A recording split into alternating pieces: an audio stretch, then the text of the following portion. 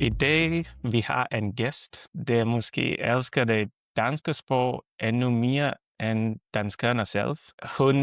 Hun flyttede hele vejen fra Amerika til Danmark for et øjeblik og taler nu fluent dansk. Hun er social media influencer, hun er også bærer, bygger og også laver mange flere aktiviteter.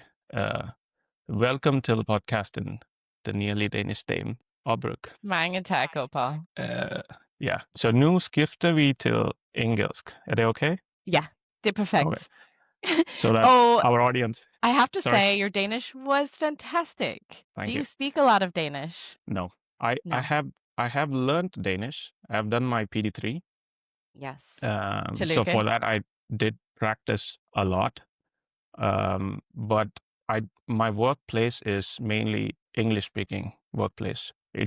I don't even feel like I'm in Denmark when I'm in workplace because it's such a diverse environment that always speaking English. But my neighbors speak Danish to me and I sweat a lot. And the first thing I say to them is, can we skifte til English? That is my, what I do is, that's my shield, I would say. The moment I'm uncomfortable, I immediately say, can we skifte to English? And then I'm like, it's not a good thing, but that is what I do instinctively. But have you had that experience? I think your experience is really common in Denmark because so many people speak English. It's so international that even when you pass PD3, tillykke, by the way, for taking PD3, it's not easy.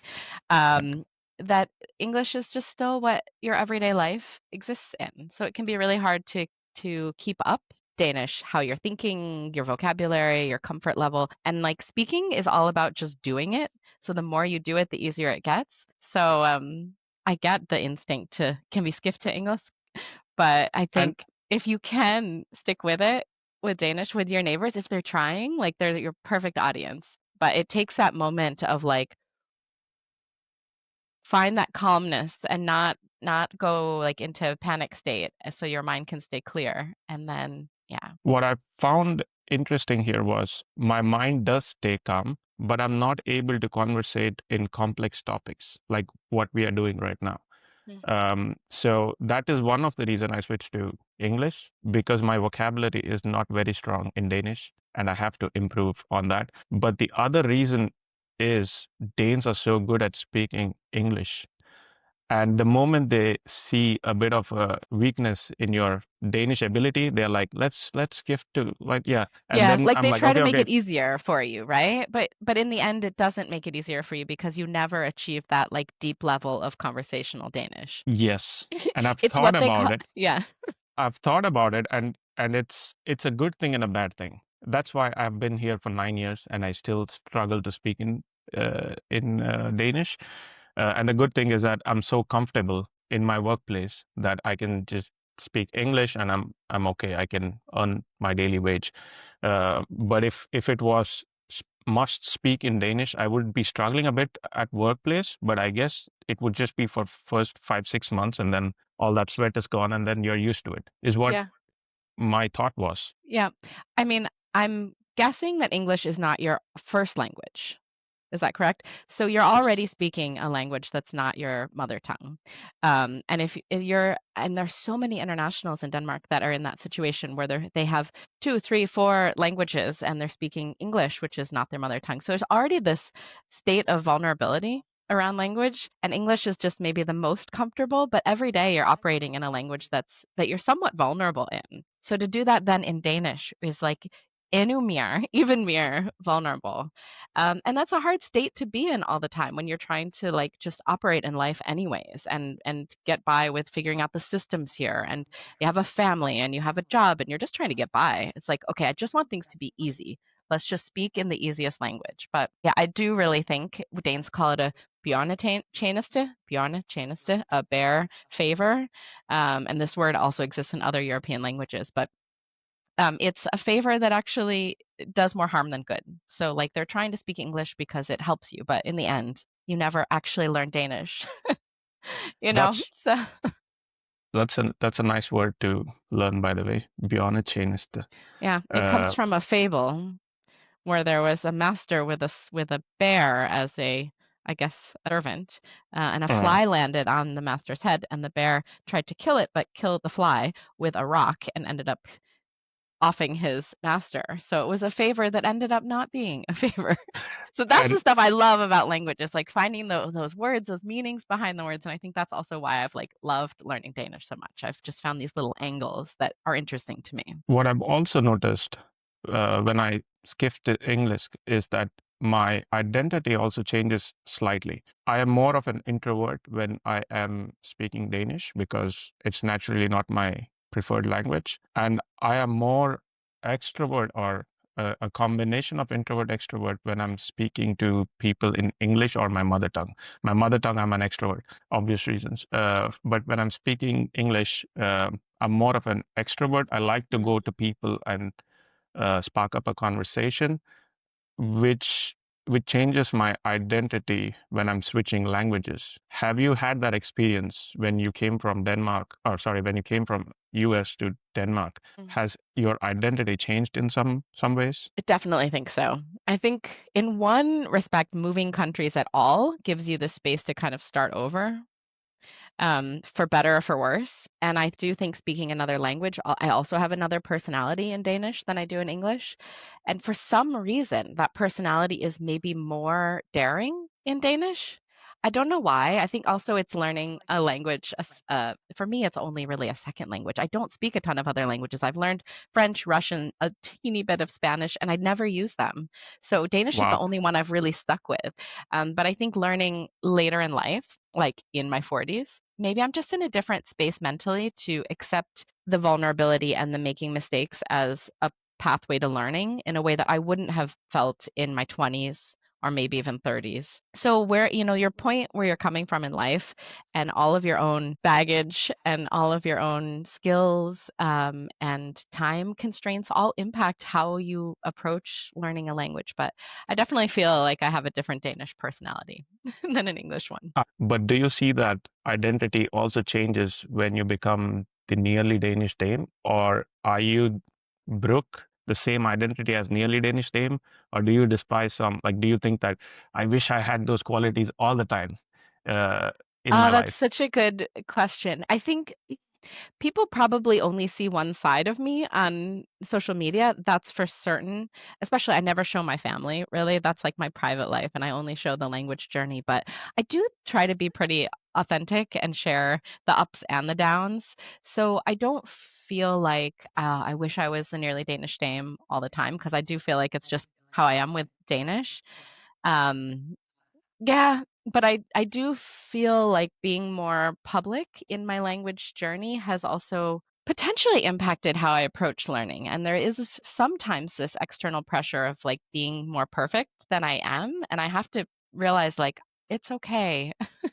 Like I am still learning, and I don't have to be perfect online, which I think there's this like pressure to be. So there's always this maintaining like authenticity and self-acceptance, even though you're out in the public realm a little bit more. What I have noticed when I was doing some research for this podcast was initially when you started the nearly Danish Dame post, you were much more shy in terms of showing yourself, like presenting yourself in on the me on to the world, and then you started slowly transitioning into it, and then it became like you are like really good at it. You're really good at putting out the positive vibes into the world, and that's why you have like your followers are growing.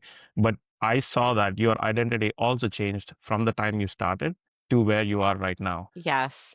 I mean, social media is a weird place, and I never had this goal to be um I don't even feel like an influencer, because what am I influencing? Like people learning Danish, maybe their desire to try. I really don't know. But I never had this desire to be like in the public eye on social media. And so um, it's just been a little bit random. And I did start very behind the scenes, like just posting graphics of Danish phrases I was learning and when I was doing PD3. And then I made some videos, and they're super awkward because everybody is super awkward when they first start filming themselves. It's so weird to speak to a camera and to yourself. Like it's a very weird, not natural and unhuman kind of thing to do. So you have to get better at just talking to yourself on the camera. And it just comes with practice, just like learning a language or doing a podcast. Like you learn by doing.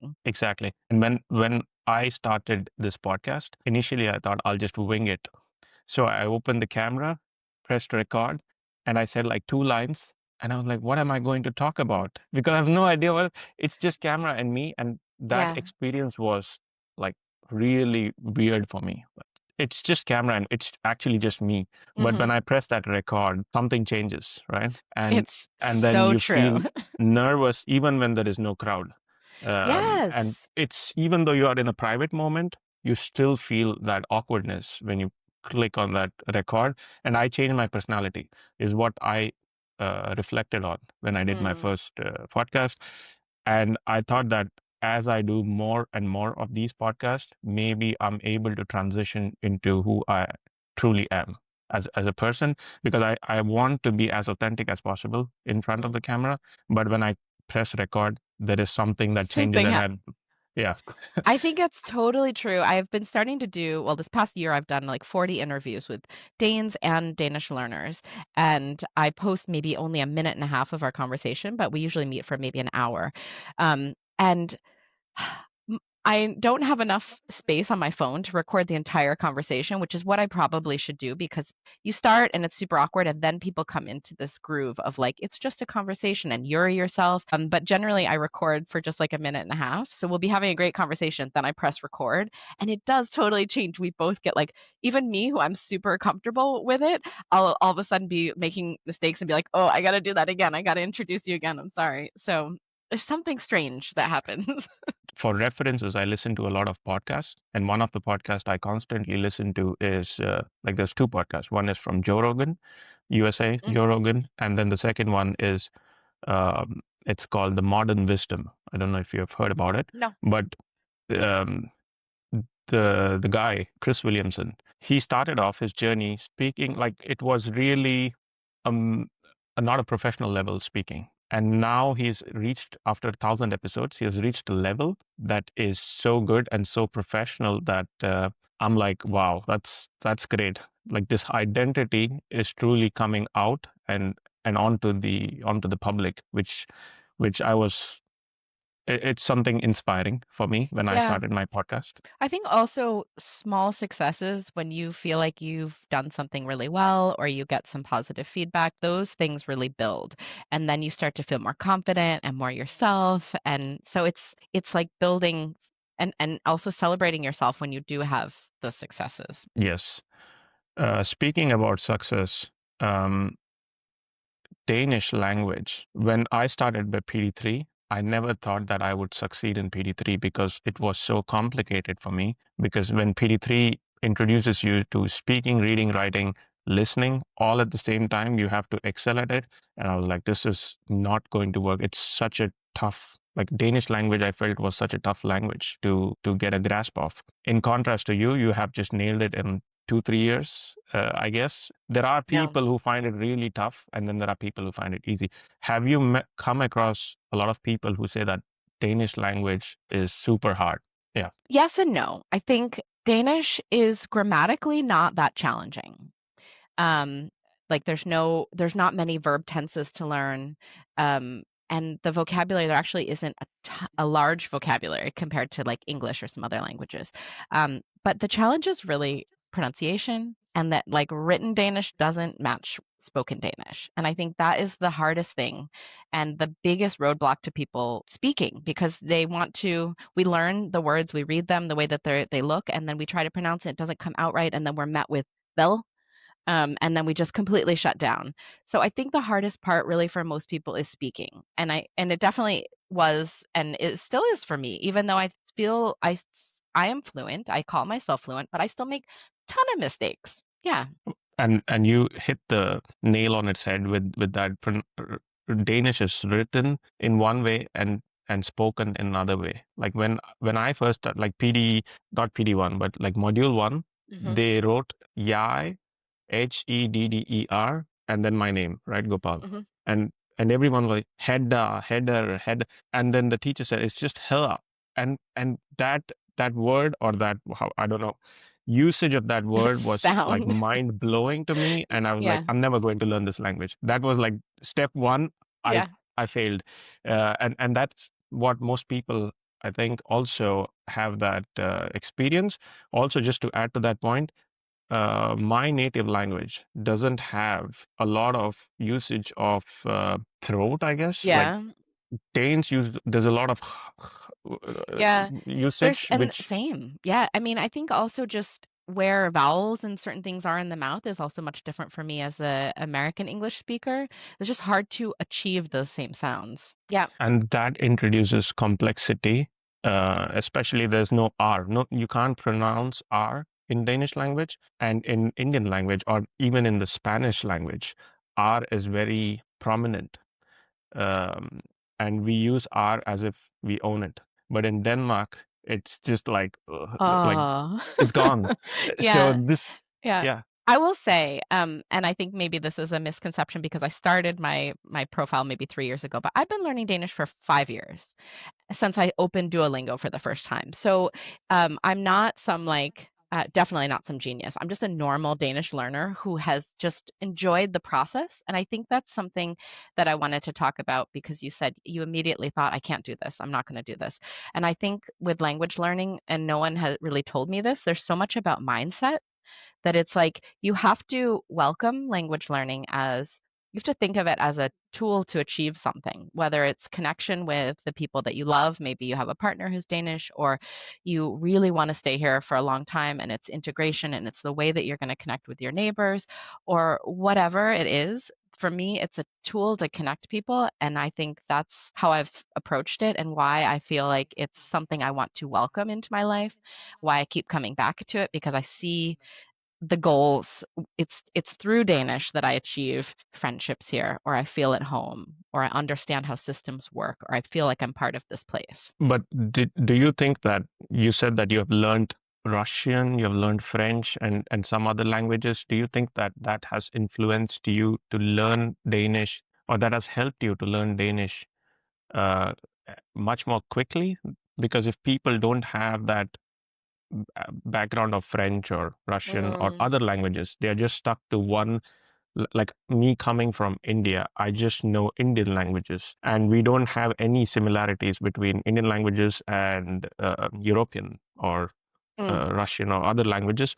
So it was very difficult for me to. It's one of the excuses. There's no excuse to it. Yeah, I have to learn, but it is one of the excuses that I say that okay, I have no relation to this language. Maybe yeah. that's why it's difficult. Yes and no. I think certainly understanding grammar in some way, like what is a noun, what is a this, but I also learned that with English. It's just a matter of it was way far back.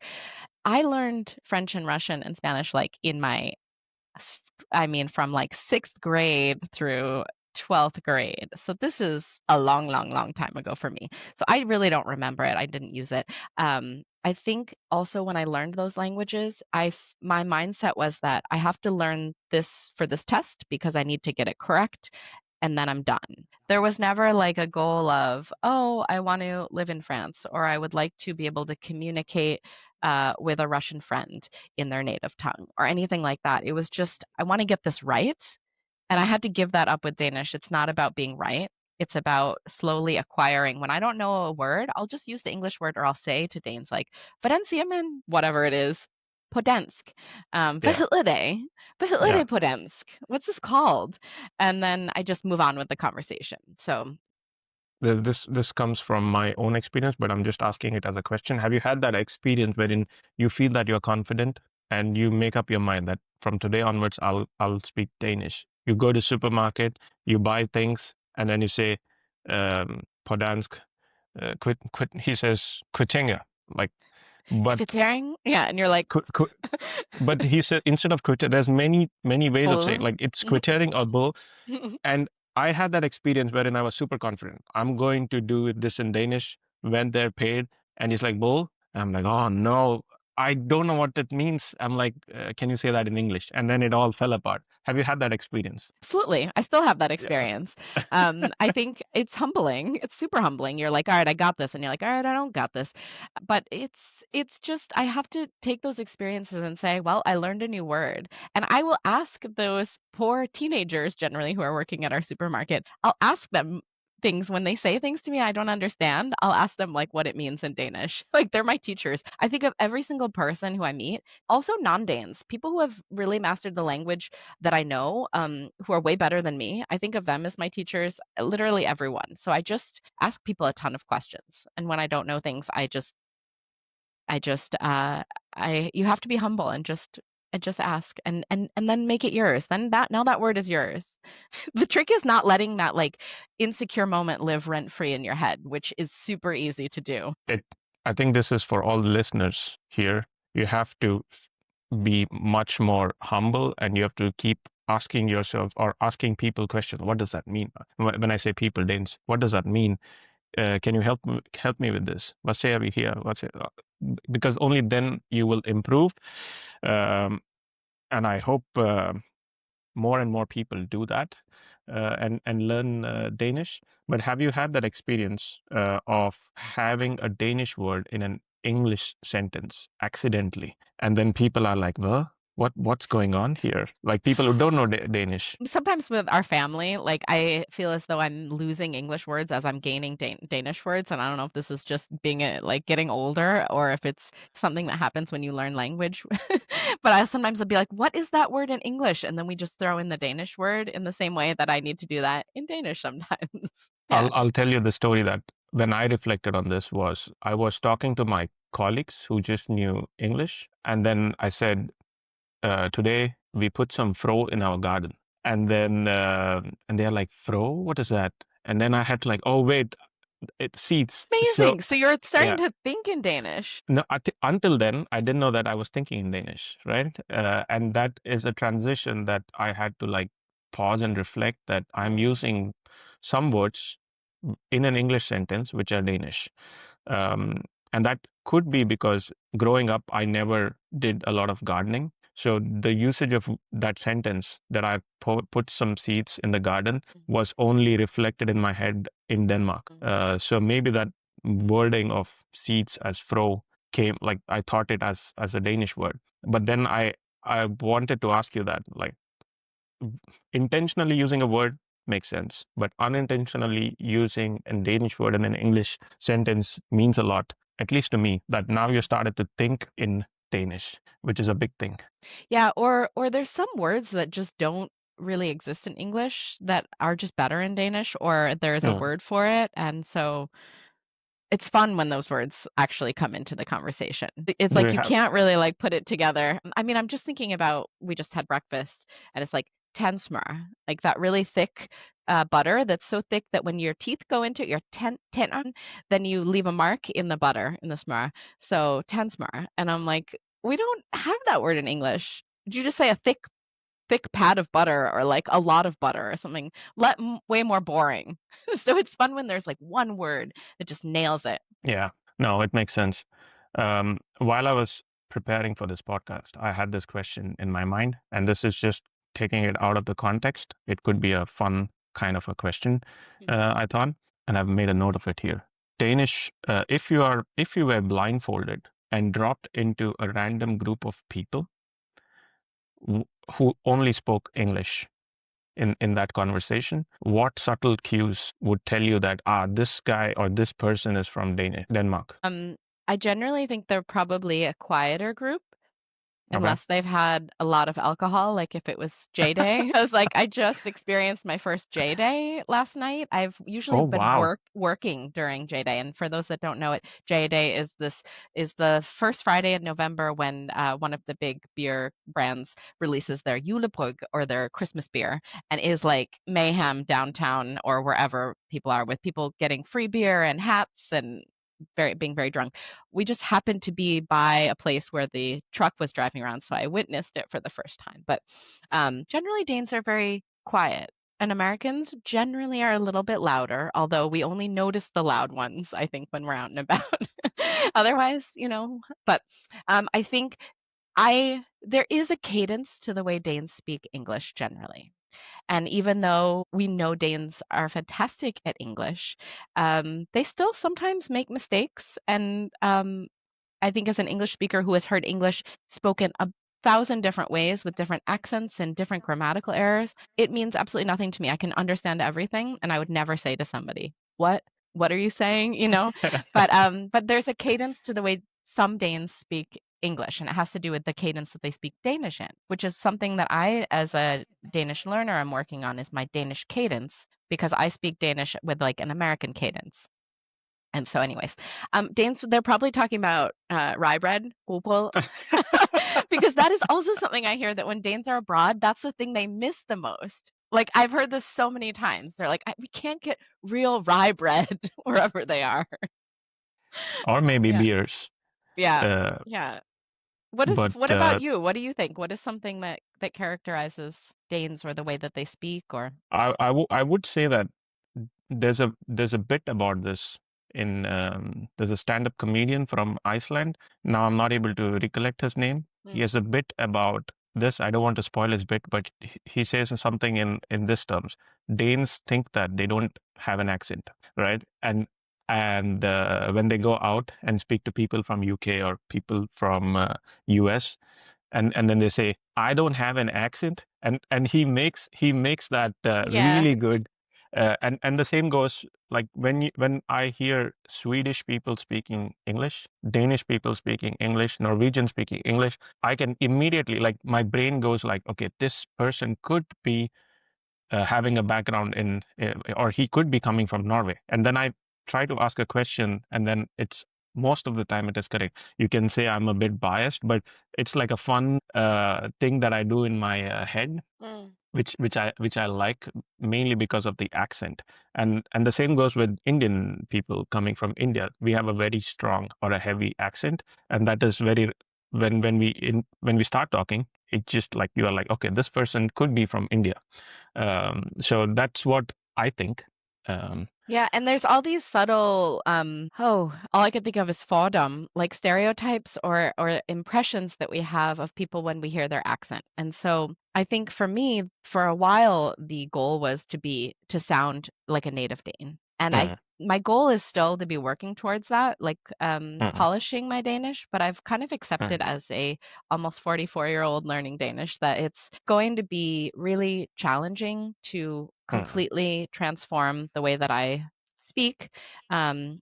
I'm working on certain vowels and sounds, but it's challenging. And so acceptance of accents, self-acceptance, because I love hearing accents, English spoken with accents. I think it's incredibly charming. And like you say, you realize somebody brings a background, a whole set of life experiences that is different probably to yours, and how to embrace that and welcome that side of you and show that side of you without feeling like it's a negative. Yeah. And another point that just hit my mind was Danes. They would, let's say, Yule Day. They get hammered and they drink like 6, 7 pints of beer. And the next day, 5 o'clock, you see them running 5 kilometers. They're very in tuned to their body and in tune to health, is what I have reflected. Because when I used to party with Danes, we used to go to the like pub, have beers, and the next day was like a recovery day for me. Hangover. Oh my God, what do I do? And then I asked my Dane friend, like, what did you do? I went for a 10K run. I'm like, what? What is going on? How can you even do that? How are you so much energetic? Um, so that's something very Danish to me, is Mm. getting in tune to health, running, and fitness, and that culture is maybe it's coming from my side, because in India, um, I didn't see fitness as something that was in a day-to-day lifestyle. It was something that you would do when you have a goal in your mind, that I need to lose weight, Mm. so I go to gym. I need to be having six packs, abs, so I go to gym. But it's not like I brush my teeth and I go for a run and I come. It's not a part of the daily lifestyle, is what I reflected. And in Denmark, that's a part of the lifestyle. You do Mm. sports, you do fitness. It's in your daily life cycle. Yeah, and I think it's two things. It's like one of their it's their way to connect with other people through their like foreninger, their like unions, which I think can be hard to get into as a non-Dane. And then it's also maybe a little bit self-care and like I think Danes approach life in a way that I've learned from in that they are good at slowing down. They're good at Mm, saying when they've had too much and when they need a break. And people kind of respect that. They don't see it as like, oh, something's wrong with you, that you've failed in some way. Whereas I feel like as an American, I've always been taught productivity. You got to keep going. What's the mm, next thing? And so I'm learning also to unravel a little bit and to say like where my limits are and when I mm. need a break. And maybe building in exercise is part of that for them. I don't know. These are all anecdotal kind of observations. Um, but is there something American that you wish Danish people had in them, or is there any American things that you miss in Denmark Hmm. other than food? Yeah, not really. There's not Okay. really been experiences where I've thought, "Oh, I really miss this." And I think Okay. that says a lot. There's a lot of political stuff going on in the US, a lot Yeah. of issues, economic disparity, and things Mm, that I do not wish to send anywhere else in the world. mm, Um, I think probably the holiday that we miss the most is Thanksgiving. mm, And it's just not here because, of course. So Denmark goes right from Halloween, which is fairly new, right to Christmas, which is super fun because it's like the hookah times. But we miss mm, that like little in between time where Thanksgiving, we don't celebrate it in a like Christopher Columbus kind of like history kind of sense, which isn't even the right thing. But there's no like historical celebration, but it's about bringing people together. So that's what we mm, do now in Denmark is like we invite everybody that we know, and we just have a long afternoon of people coming and going and eating food and bringing food, and it's just been so fantastic. Um, and I think this like small talk thing, which is like very can be very controversial amongst Danes, maybe Europeans in general. I don't know. I think Americans are more in tune with just chatting to people, mm, and some other cultures as well. It's that it's welcomed, and Danes are a little bit more about respecting your space and that's nice. There's a balance. Like I think there's both parts are nice. But I also my experience has been when you do small talk with Danes that they kind of like it, that they like generally being approached and are open to a conversation. So it's maybe not something that they initiate, but they aren't opposed to it. So mm. I don't know that that answers your question, but those are just like small observations about. No, but it from what I hear, you you have nothing to miss. Like for There's me, really, yeah, I miss people. I miss like some good friends and family, and I think yeah, that's it, really. yeah. For me, I miss food. I because Indian food, I think, and I'm also biased, is the best food in the world. Super biased, but I know there are many countries that does amazing. But since I was born and brought up in India, I miss that variety. But you get Indian food here. But going to India and eating that Indian food Hmm. is something that I crave for, and that I wish there were more of that in Denmark. But that's just a fantasy. Well, It, maybe you can create that in some way.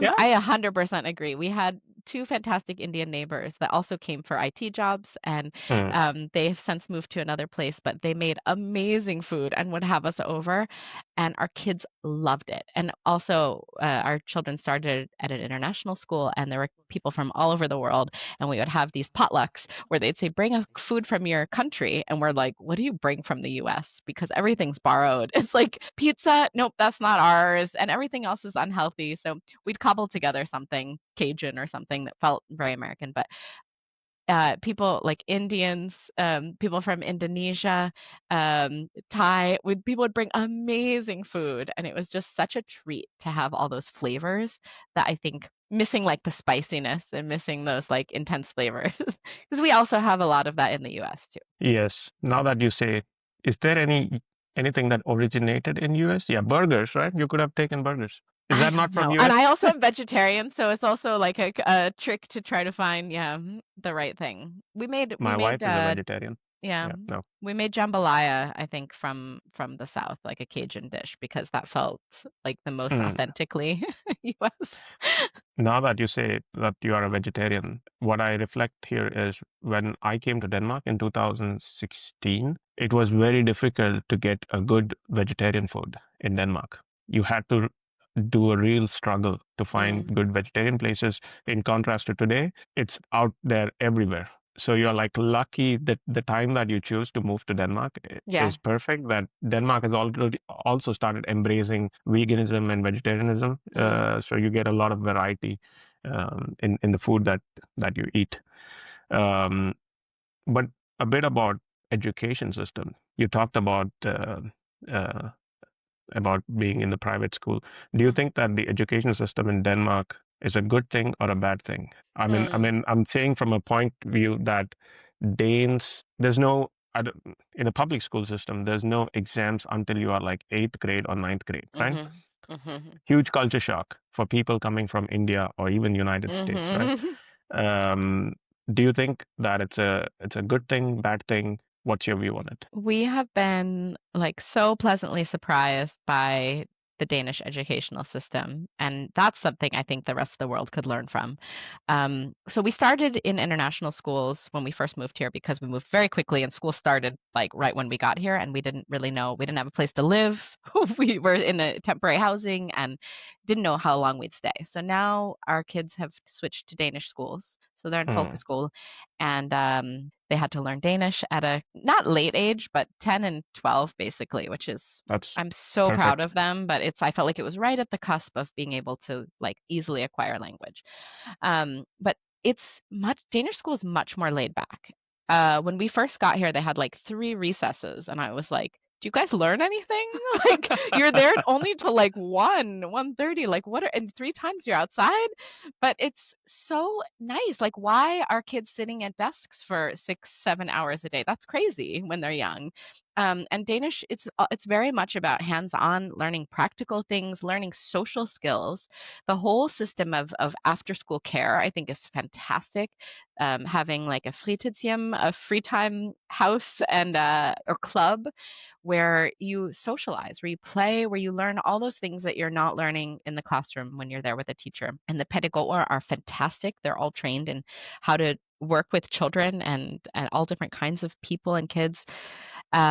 So even though things start slowly in Denmark, they eventually catch up. They're all highly educated, have advanced degrees, so they do something right where they let kids be kids, uh, and they learn all kinds of fantastic skills like håndværk or design, like actual practical woodworking skills and hammering things and learning to sew at quite a young age. They give kids that independence, and I think is fantastic. I wish I had that experience, really. And I read this line somewhere wherein the word school comes from this Greek. It has a Greek origin called Okay. skol or something, which Yeah. means to play or which means to be free or leisure. So initially, the word school started as something that at least the origin of the word school Mm, meant to be relaxed, to be playful, to have joy, fun, mm, and then maybe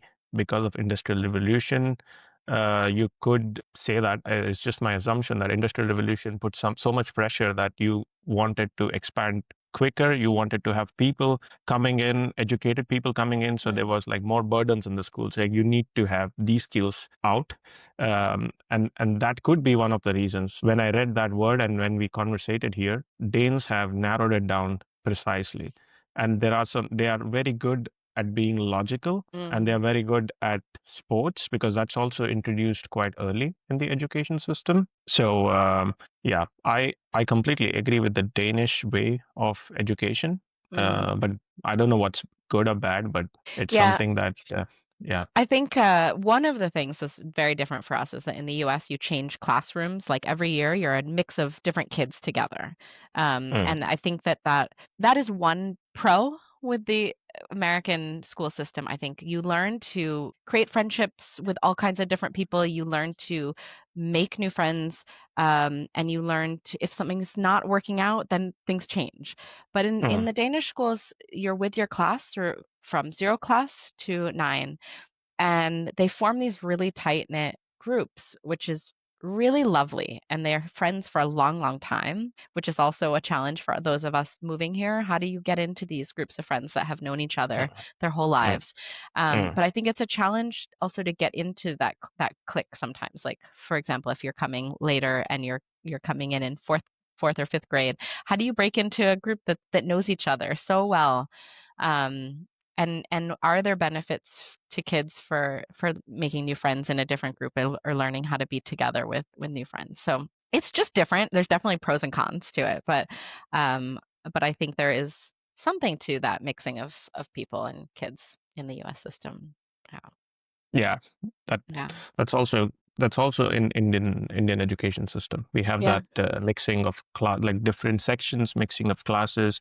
But I guess here they would pick a sport, and the next year they would pick another sport, and then they do that mixing via different Ah, channels mm, than that's just doing it via interesting. the. Yeah, Yeah. it's one of the things that I've observed. It might not be the case, but I've Yeah. seen Danish kids picking up different types of sports, Mm, and they have a community in one sport activity. They have a different community in another one, so there's a good balance of mixture there. yeah. um Yeah. But I think also the safety of Denmark has been such a lovely relief. oh And yeah. it also extends to schools, like the openness of schools that you can just go in. At first, I was like, I cannot believe anybody can just walk into the school, because in the U.S., really, truly, sadly, and tragically, you have to buzz in, get an ID, wait for someone to escort you because of all the awful things that have on in Yeah, schools. yeah. And I'm so glad for Denmark that they have never experienced that, and I hope they never do. And I hope that schools can always be these open spaces, for kids and for families. And yeah, Yeah, touch wood that Danish education yeah, system and the safety of Denmark remains how it is, yeah, and doesn't get influenced by any external factors. yeah. Moving to another point that I find interesting about you is the hustle culture that you have, at least from my eyes, right? You are baker, you do brewery, you at least you are in there, and then you are volunteering, you are learning Danish, you are raising kids, you are a social media are you how do you manage all that? Is it something that if you don't do any of these, do you feel like I'm doing nothing with my life, and Hmm. you want a Hmm. life to be like extremely busy that when you go to bed, you're like, I had my day full. I think it's not necessarily totally healthy. Like, I think it's something that I've learned again as growing up in the US, this hustle culture. Mm, And I think it's something I'm trying to unlearn a little bit mm, because it's not sustainable. It really isn't. And mm. the problem is, though, that there's so many things to love, and I love all of these things, and I love aspects of all of them, so it's really hard to let them go. But it also means, what I'm trying to teach myself is that when you let go of something, then you make space for something new, or just simply for creativity, or just to be. And so I'm slowly unraveling that hustle culture. But I also get so much energy from all these things. I really love them. So it's a really difficult balance, but I've really sensed lately it's too much because I've had like just back to back to back to back, and it's just not sustainable. And you can't be with the people you love and do the things that you want to do slowly when you're just booked nonstop. So Were you always this busy? Coming from US, or did Denmark introduce this new thing into you? I think I've always been Mm, busy, but I think it's mm, something again that I've learned is like productivity is being busy and doing constantly producing things and being involved in things. And it doesn't have to be like that.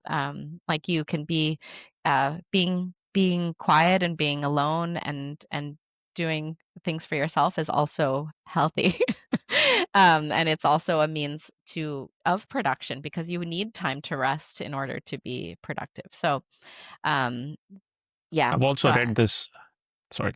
Um, no. I've also read this line that if you want to attain knowledge, you add things every day, Mhm. and if you want to attain wisdom, you subtract things every day. Mm. So you're like, the more you have time for yourself, you are just gaining more wisdom because you're also reflecting a lot of things that is happening in your mind, right? And you become more aware of yourself, and that increases wisdom in contrast to the more you add, the more knowledge you get, but you become more knowledgeable, but that's like a difference than your wisdom is. I prefer more wisdom than more knowledge is what Yeah.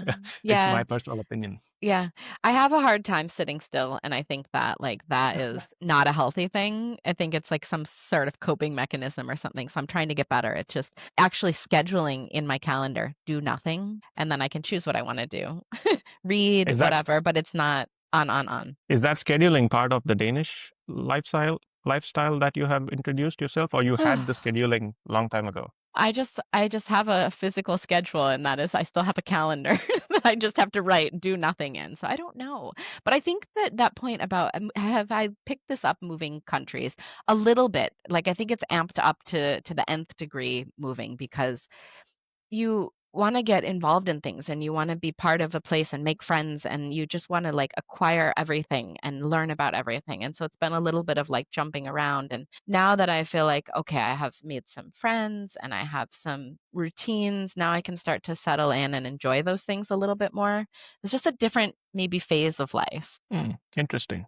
And Yeah. you are also in this dipping dot, which Yeah. which is also a lot of like similarities in the Danish culture, right? Is it something that you did back in US, a lot of sauna and dipping? No, I've Okay. only just first done this year for the very first time. And the Wow. first winter I winter bathed by myself, which was really this kind of exciting and sometimes almost spiritual kind of experience because you're out in the water by yourself. The water's different every day. The sea is sometimes very still and quiet and sometimes quite angry.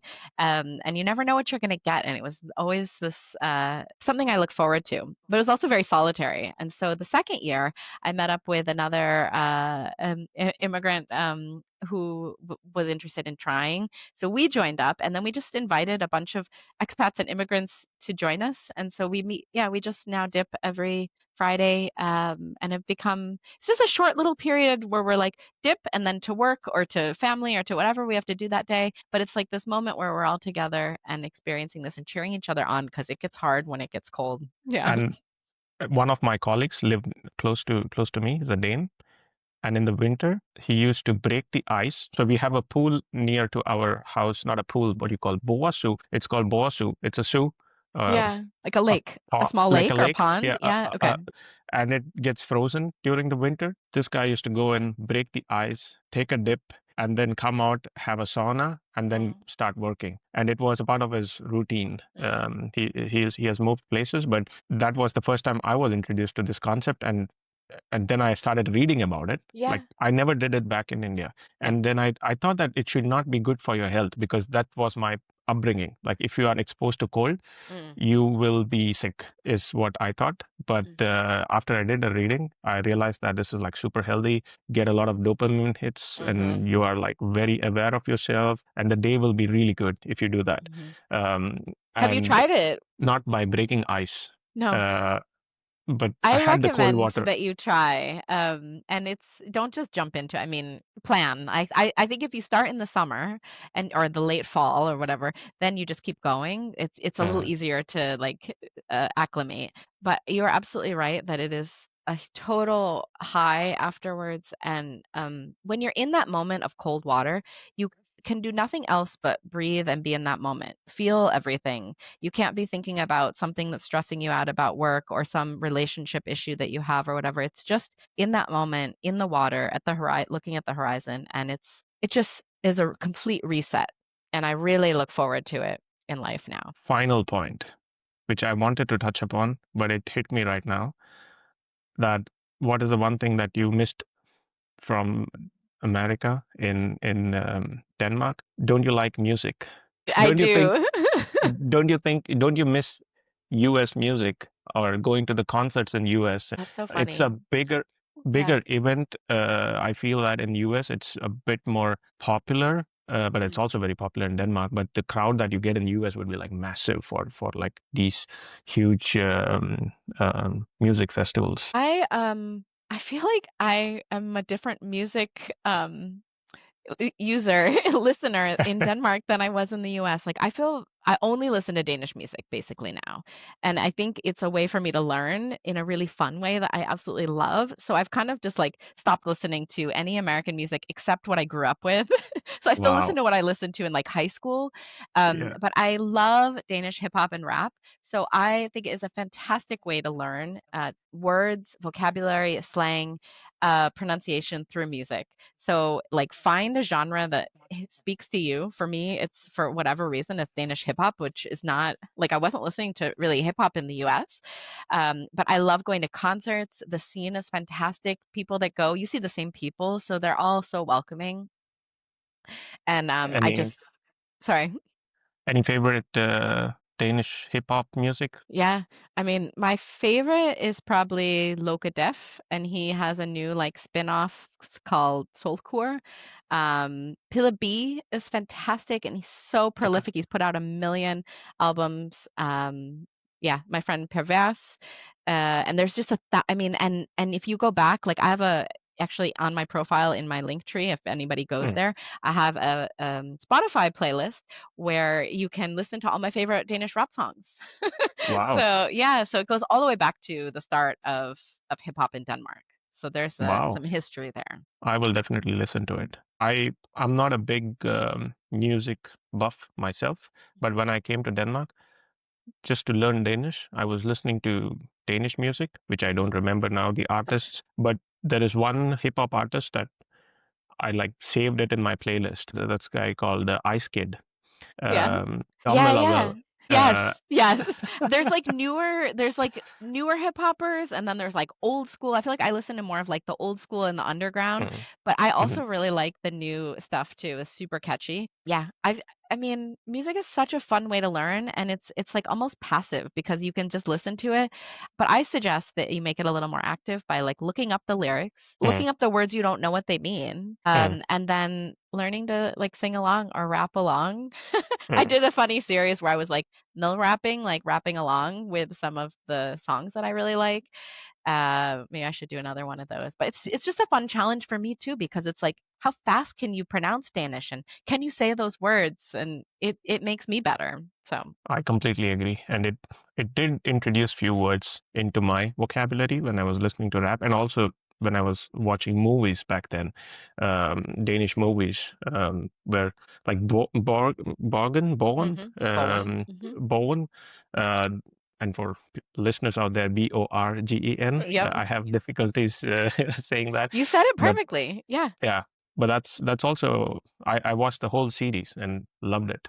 me That too. was mainly for um, learning Danish purpose. Started mainly from a Danish purpose, and then maybe in some point I switched the subtitle to English, Hmm. and I was like, I want to.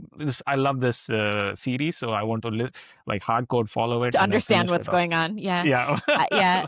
I think, but you're totally right. Putting Danish subtitles on is like critical because then you can start to match up what people are saying and what words you actually know.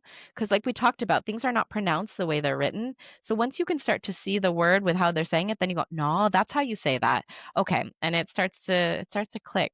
So I I mean, like my the advice for people that are wanting to get better at Danish is to do all the small things that they do in everyday life, but just tweak them to be in Danish. Like find a podcast that you really like and do that one in Danish sometimes.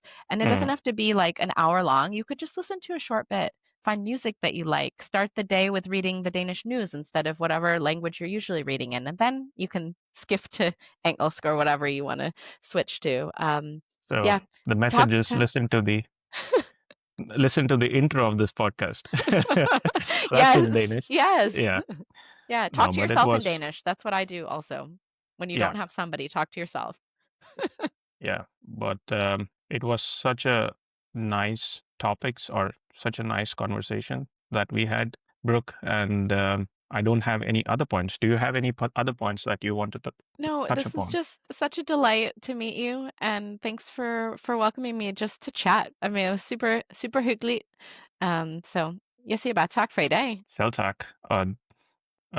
Yeah, I don't have any English Det var en phrases for me. I fornøjelse. want, yeah, yeah.